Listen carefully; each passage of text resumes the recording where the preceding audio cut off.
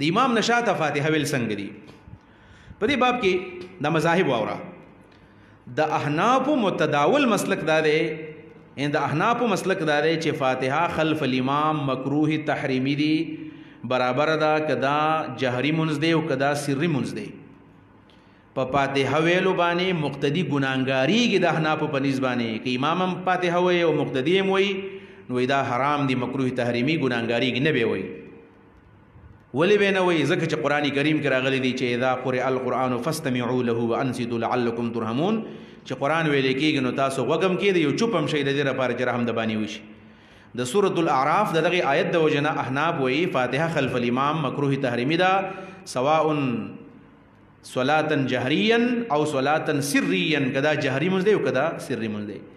د درس ترمذی کې تقی عثماني سے یو ناشنا ونه خبر دلته کړی دا، و د احناف او د شوافعو چې څومره مسائلو کې اختلاف دی نو دا اختلاف حمل دی په اولا او عدم اولا باندې. او د فاتحه بحث سره وی دا د حرمت او د جواز خبره ده چې فاتحه ویل حرام دي او نه ویل چې دا جایز دي. دا مې د احناف متداول مسلک ذکر کو. د دې بالعکس د امام شافعي سے رائے صدا، د دې بالعکس د امام شافعي رحمه الله رائے دا چې فاتحه خلف الامام فرض ده، برابر ده که جهری منځ دی او که سری منځ دی. بالکل د احناف بالعکس مسلک د امام شافعي سے چې امام پسې په فاتحه خامخا مقتدی وي کدا جهری منځ دی او کدا سری منځ دی، وای به پسې. دا مذهب د امام شافعي سے دی. دریم مذهب د امام مالک رحمه الله دی. امام مالک رحمه الله فرمایي په امام پسې فاتحه ویل په جهری منځ کې مکروه دي او په سری منځ کې مستحب دي. د ماسپخین مازیګر منځونه یا هغه رکعتونه چې باغی کې امام په جهر باندې قرات نه کوي نو بدی کې په امام پسې فاتحه ویل مستحب دی، ویلې ثواب دی. او چې امام کله په تیز باندې په جهر باندې منځ وی نو بیا مکروه دی، بیا به امام پسې مقتدی فاتحه نه وی. دا د امام مالک رحمه الله مذهب دی. امام احمد مذهب څه دی؟ د امام احمد ابن مذهب رحم د امام احمد ابن حنبل رحم الله مذهب دا دی په دې باب کې چې کوم د امام مالک رحمه الله دی. د مالک او د احمد رائے ودا، البته لک فرق پکشتا. اغلب فرق ته ته مغدا دی. امام احمد ابن حنبل وی چې په جهری موس کې په امام پسې خو فاتحه سره نه وی، البته کله امام نه دومره لري ولاړ دی چې د امام आवाज نه اوري نو وی ویلې شي. په دې فرق باندې پوه شئ تاسو. او بیا هم د مالک او د احمد رائے ودا چې په سری موس کې مستحب او په جهری موس کې ناجایز دي، مکروه دي. دا مې د علماو او د ائمه مسلکونو ته بیان کړل. دا ټول دلایل چې موږ د استادانو نو اوریدلې دي یا موږ څومره کتلې دي، راجح مسلک موږ ته دا ښکاري کوم رائے چې د امام مالک رحمه الله دا. د دلایل پرانا کې د امام مالک رحمه الله رائے موږ ته راجح ښکاري کیږي. زمونږ شیخ محترم حضرت شیخ گوهر رحمان رحمه الله یو خبره کړې ده چې د امام مالک رحمه الله دا رائے ځکه قوي ده چې دا قریب د هر صاحب مذهب نه یو رائے هم راغلی ده. دا به کې د مزه یو خبر واوره. هغه دا ده چې خود هدايه نه ده، هدايه خو پیژنې کنه د فقه حنفي کتاب دی. نو په هدايه کې هم امام محمد رحمه الله رائے امام مرغینانی صاحب د هدايه ذکر کړی دی چې د احناف مذهب خدا دی چې فاتحه ویل مکروه دی. البته امام محمد رحمه الله فرمایي چې په سری منځ کې د امام شاته فاتحه ویل جایز دی. دا د امام محمد رایم ده. نو ګورا د سری منځ احمد ابن حنبل هم قائل شو، د سری منځ امام مالک هم قائل شو. د سری منځ قائل څوک دی؟ امام محمد ابن حسن شیبانی رحمه الله چې دا د امام بونی پسر شاګرد دی. او دلته یو خبره پکې واو راغدا ده، هغه خبره ده چې د دې قائل امام محمد ابن حسن شیبانی دی. د امام محمد دارای ظاهر د شدا به د چا نه اوریدلی؟ د خپل استاد امام ابو نپنی به اوریدلی. څنګه اوریدلی؟ دا یو کتاب دی او دا ځان طالبانو والی، امام الکلام فی القراءة خلف الامام. امام الکلام فی القراءة خلف الامام د مولانا عبدالحی کتاب دی، هندوستانی عالم دی، دیوبندی عالم دی. اگر چې دسی یو معتدل مزاج دی چې اهل حدیث په ځان پسې حسابي، علماء دیوبند په ځان پسې حسابي، محقق عالم دی، په خپل باندې په ډېر لږ عمر کې وفات شوی دی، غالبا 42 کال عمر کې هغه وفات دی، ډېر لوی خدمت یې دین کړی دی. نو امام الکلام فی القراءة خلف الامام هغه وی په حنافو کې دا مذهب د چا دی؟ د امام محمد هم دی. د امام محمد بل شاګرد دی ابو حفص کبیر، ابو حفص دوی یو صغیر دی بل کبیر دی.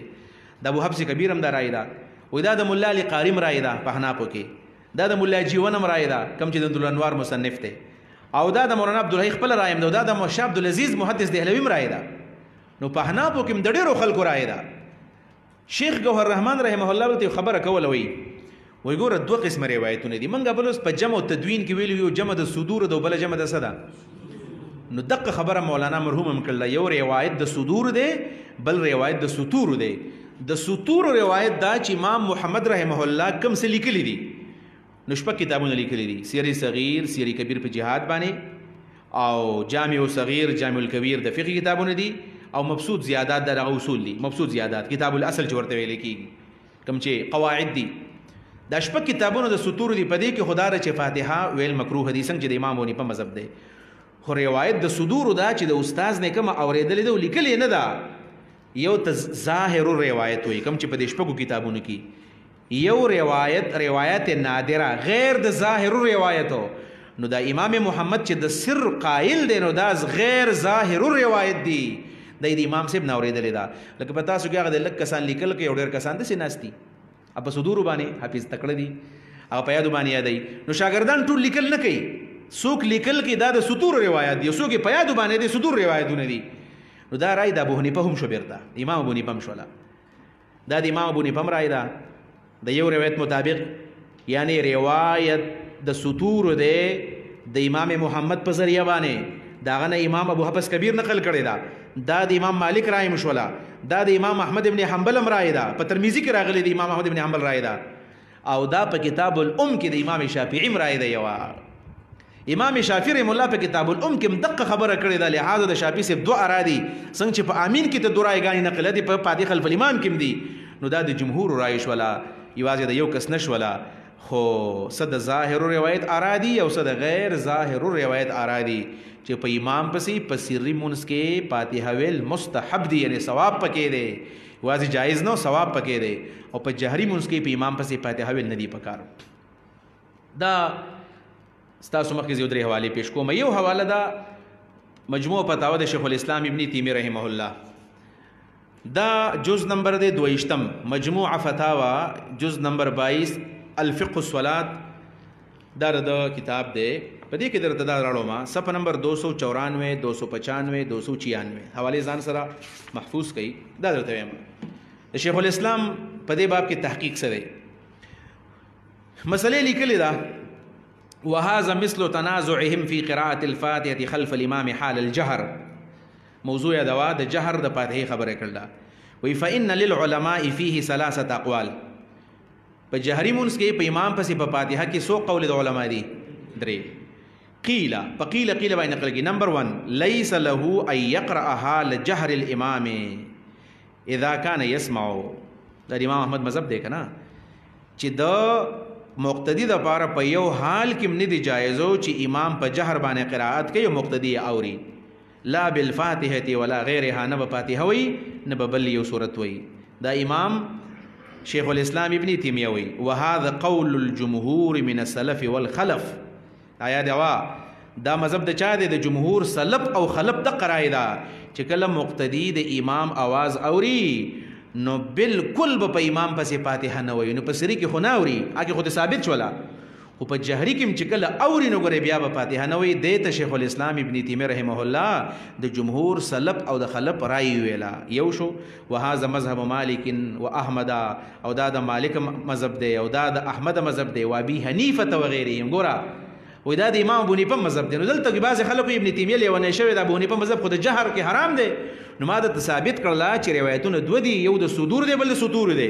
د امام محمد رائے مطابق دا د ابو حنیفه مذهب دی دا د شیخ الاسلام رائے مدرتولا بیا سوی و احد قولی الشافعی در ځان نه امتاتا او د شافعی سے په دوو قولو کې یو دا دی احمد مالک ابو حنیفه او شافعی دا اتفاقی تقریبا رائے جوړ شو رائے جوړ نشولا تقریبا اتفاقی جوړ شولا چې کله په جهر باندې امام فاتحه وای نو مقتدی پسې بیان وای دا یو شو وقیل بل يجوز الامران دا پقیل باندې بل قول له وی بل يجوز الامران دوانه جایز دي مطلب قرات ویلم جایز دي او وقت خودلم سدي جایز دي هو القراءه افضل البته چې مقتدی پسې وي نو دا غوړه ده د دوی مذهب دی ويروى هذا عن الاوزاعي، دا د اوزاعي مذهب دی، واهل الشام د اهل شام مذهب دی، والليث بن سعد د ليث بن سعد مذهب دی، و اختیار طائفه من اصحاب احمد وغيرهم د احمد بعضی ملګری دقه ورکي چې فاتحه پس شاته دی په جهري کې مسړی وي دا دوه رایګانې شولې. او وقيل دریم قول دا دی بل القراءه واجبه وهو القول الاخر للشافعي، اخر نه دی اخر دی بل که اخر خدا نه ویلو دا دی، او دا یو بل قول امام شافعي دی. امام شافعي زوړ قول دار چې واجب دا، او دویم قول می ته بیان کړو دا می درې آرا وز دلته درې قول شیخ الاسلام بیان کړ. د خپل فیصله سره محاکمه سره دا وقول الجمهور هو الصحيح، پدې کې صحیح قول جمهور دی چې کله د امام شاته سړی ولاړی نو فاتحه دې نه وای دا وای صحیح دی.